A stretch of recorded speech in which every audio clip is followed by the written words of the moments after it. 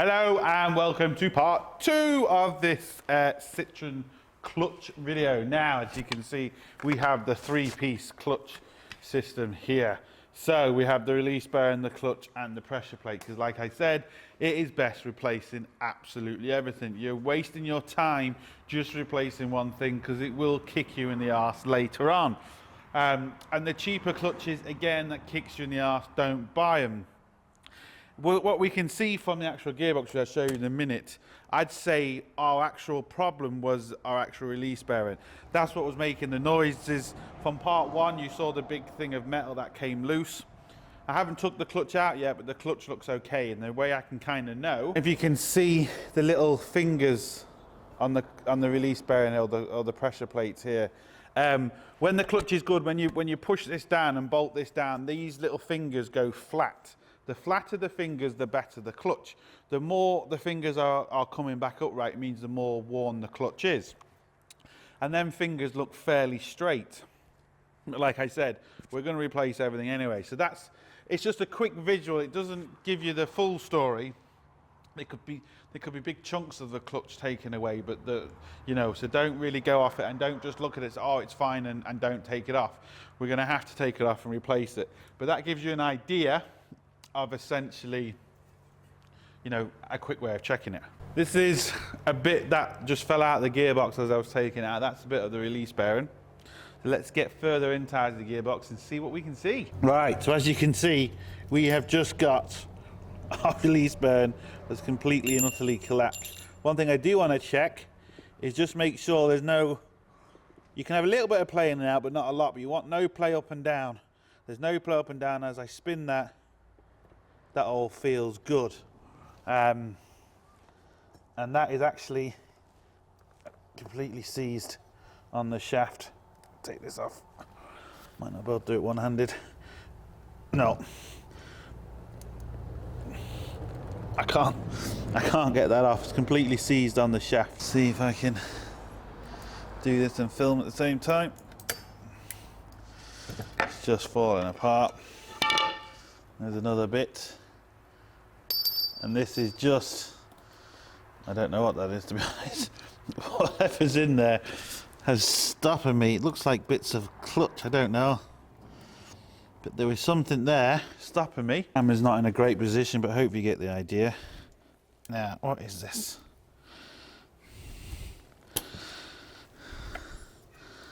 Now, whatever that is, that's all the way around. There we go.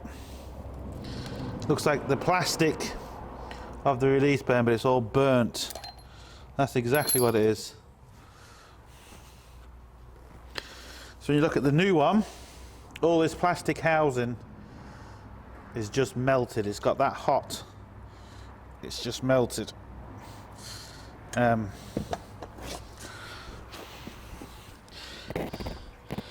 the point of where it's actually damaged the fork of the clutch gearbox, which isn't good.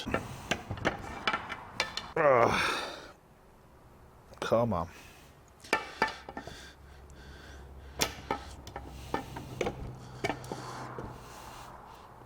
There we go.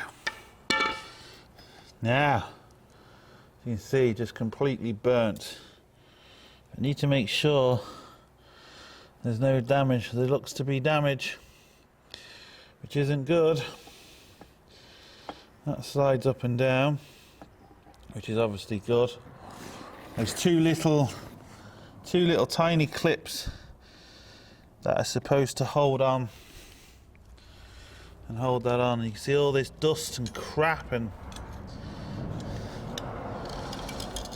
you need to make sure that this isn't damaged, because if that's damaged, you put everything back together, it's just going to go bang. And at the minute, it's not looking good, to be honest. I don't particularly like what I'm seeing. Need to get this a bit higher so we can all see what we're doing better.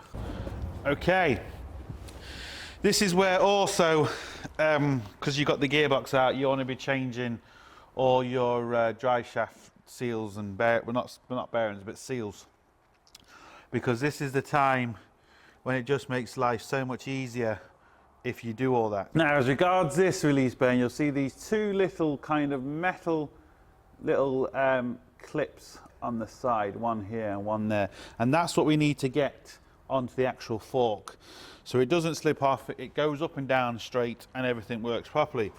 Some of them you can lift up the forks like this and you can slide it in and push it down together. Just depends on which one you've got, but this one you can't really do that. It doesn't seem to want to.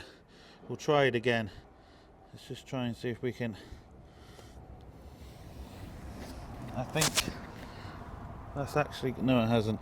What I'm doing is I'm putting this on at a 45-degree angle and I'm trying to twist it, to twist these two little tabs under the fork. It can be quite fiddly, but hopefully a bit of, now that's it, we are now on. So it does take it, it's a little bit fiddly, but as you can see it's now on, it's going up and down nice and easy. It's not going to come off as I'm lifting it up, I'm lifting the fork up. You don't just want to rest this on because it will just do damage. We need to completely blow inside all this, get all the crap out, and then once we've done that we can then start going to the taking the actual clutch out. So yeah, to the gearbox, to the engine neck. Now, one thing I did notice as I was cleaning the gearbox, if you look under here, there we go, there's the crank sensor for the gearbox, and as you can see it's cracked and the top is missing, and I knew I disconnected it, so I'm wondering if maybe that has gone up and hit it, but what I found on the floor was the other bit. So yeah, gonna need a new crankshaft sensor. So I'm wondering if that fella has rattled around and did something to it. I'm not sure, but it's all cracked in there, which isn't good, and the top is off, so not good.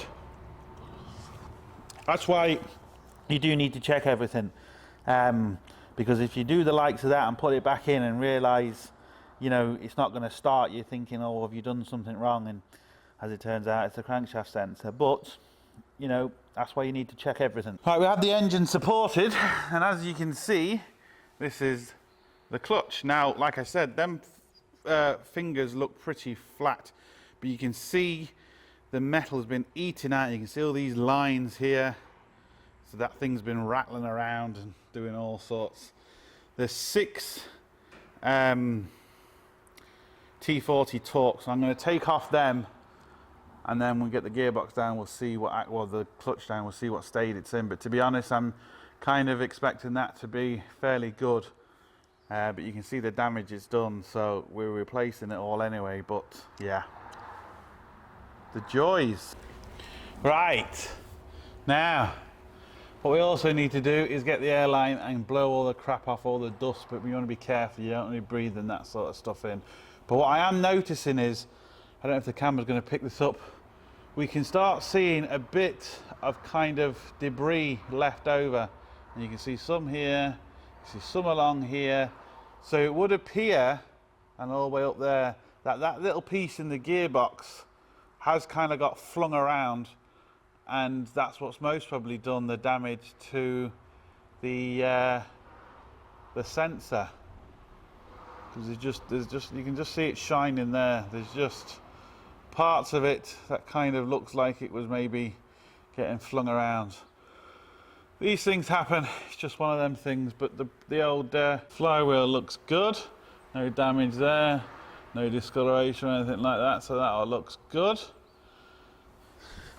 And as regards the clutch, well, I've seen worse, but as you can see, it is worn. Flick it around. We're close to the actual rivets. There is still life left in this. If it wasn't for the bearing, this car would still be going. It's the bearing that's failed in this particular case, which has caused the car to do what it's done. There's the pressure plate. Again, Looks okay, but it's just old and worn. Now when you compare the two clutches, we do have a bigger spring mechanism on this clutch, but the overall diameter is the same, and it fits on the old pressure plate, which is good. So don't worry about if they don't look exactly the same. As long as they fit and everything fits properly, you don't really have to worry, because different manufacturers have slightly different ways of doing things. This could be an upgraded clutch, because these springs are quite small. As you can see, the actual spring mechanism is a lot bigger on this, so the clutch should be a bit lighter, and all that. So, you know, it's just upgrades over the years. See if I can get these together so we can compare thicknesses. It's quite difficult. They don't look to be that much different, but they actually are. You can just see the grooves in this clutch are a lot more pronounced than the grooves in that one. It's just old, it's just worn, it's just one of them things, but I just like to make sure everything lines up, so I'm just gonna, no harm, just to make sure the splines go inside the gearbox.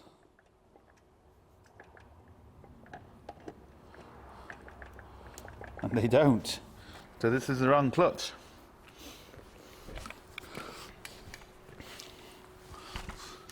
This is why we double check, just make sure, oh no, it was me.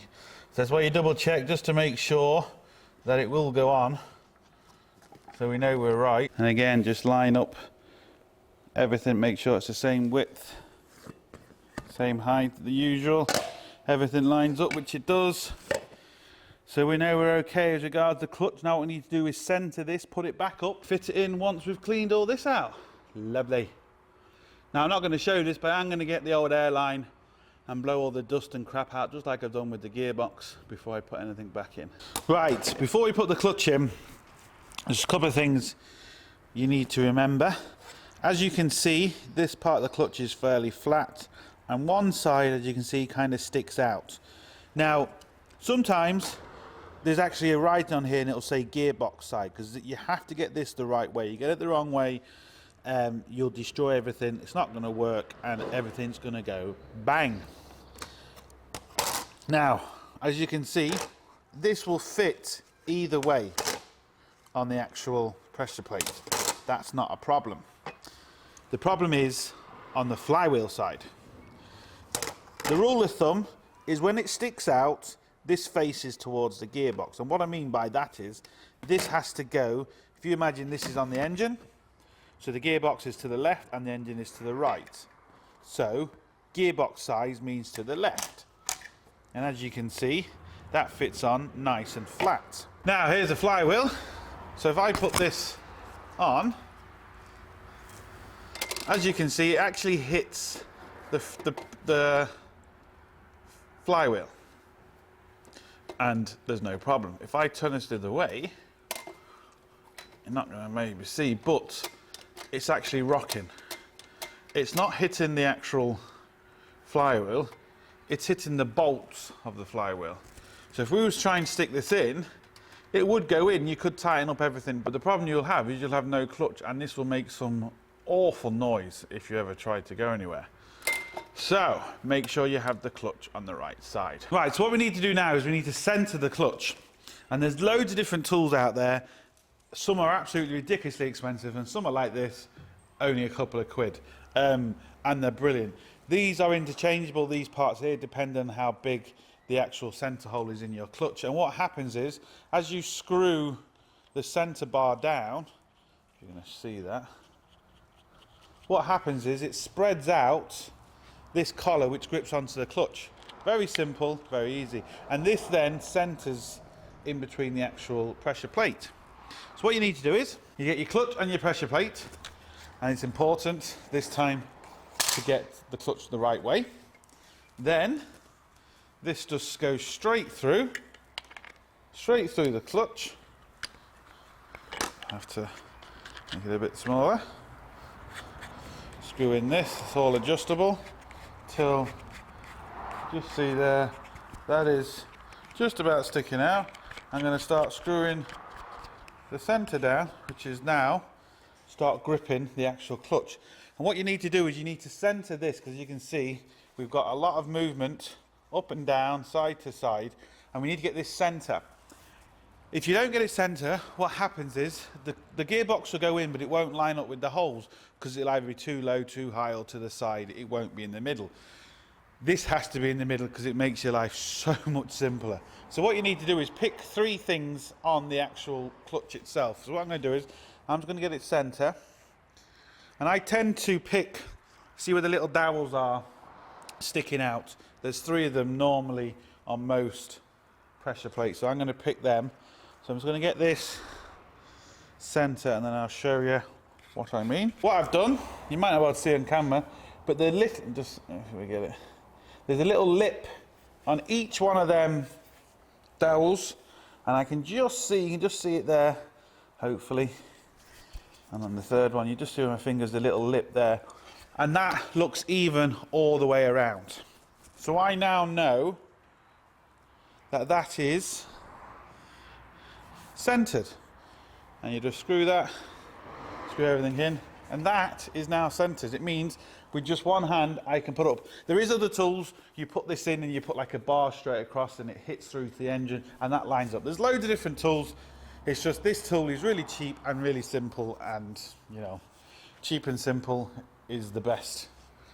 So there we go, one center clutch. Now we need to bang it back in. Right, it's not great, but it's the best I can kind of get you in. There's 3 dowels that's still on the flywheel, and we need to line the dowels up along with the actual bolt holes to make sure everything fits in.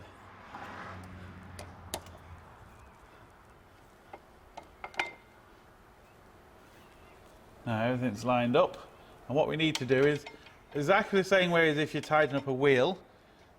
We need to work on our angles.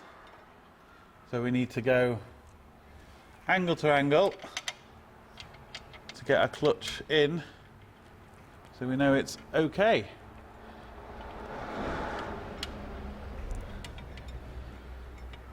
Just get a couple of bolts in just to make sure it doesn't drop on your old noggin. And when you actually tighten this in, what you'll actually see is you'll see the fingers of the release of the pressure plate actually go in, and there'll be a gap formed between our little centering tool, which is completely normal. It's what you want to see. So don't worry about that.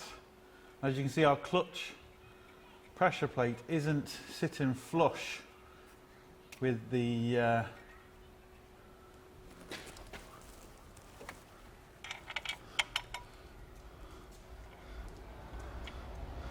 flywheel at the minute, which again isn't a problem. Once we start screwing it in, it will be. What I'm going to do, nice and slowly, just bring this in corner to corner.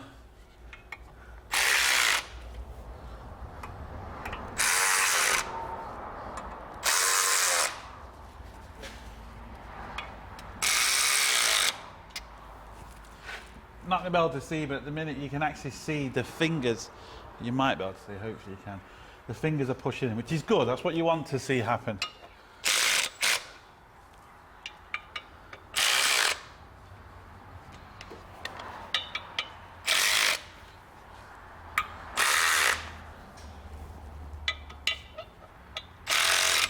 You do have to be careful using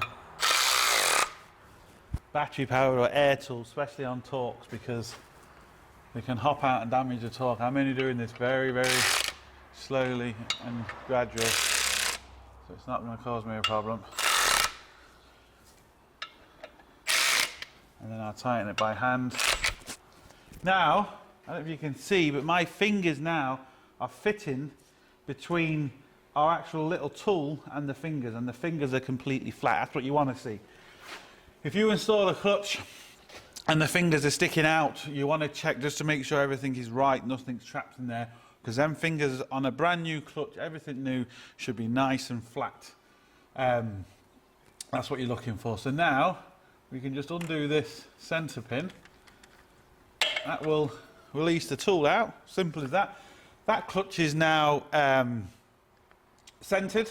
all I got to do is tighten up these fellas and it's in. It really is as simple as that.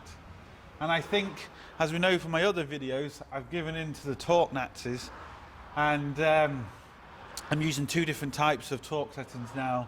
The German type, which is good and tight, and the grunt setting. And this is going to be a little grunt. That's what this is going to be for the right torque settings. So yeah, let's get that done. I'm just going to lock it from turning, and a little grunt, and that's actually tight. There we go, nice little grunt. We need to repeat that 6 times. There we go.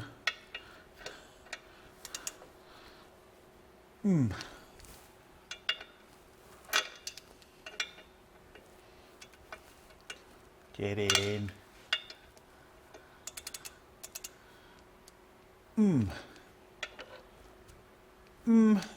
And one more.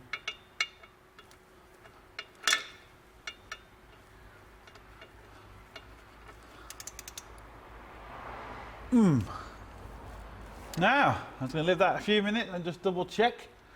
But that's it. Simples. Medium grunt. Sorted. So yeah, I'm just going to double check, so anything I did 5. Normally I count as I'm doing it, but filming and doing everything at the same time can be tricky. So, we know we need to get a crankshaft sensor. This was the steering, moving my head. This was the gear link bracket, which I couldn't show you before. So that's it. That's going to be into part 2, and part 3 is going to be fun. Putting the bloody thing back. Not going to be able to start it today, unfortunately, because I don't have the old crankshaft sensor, but should be able to get it in, hopefully, with maybe a little bit of swearing and maybe throwing a few tools, but you know, it just depends on how it goes. And that's it. Look, that's part 2 sorted.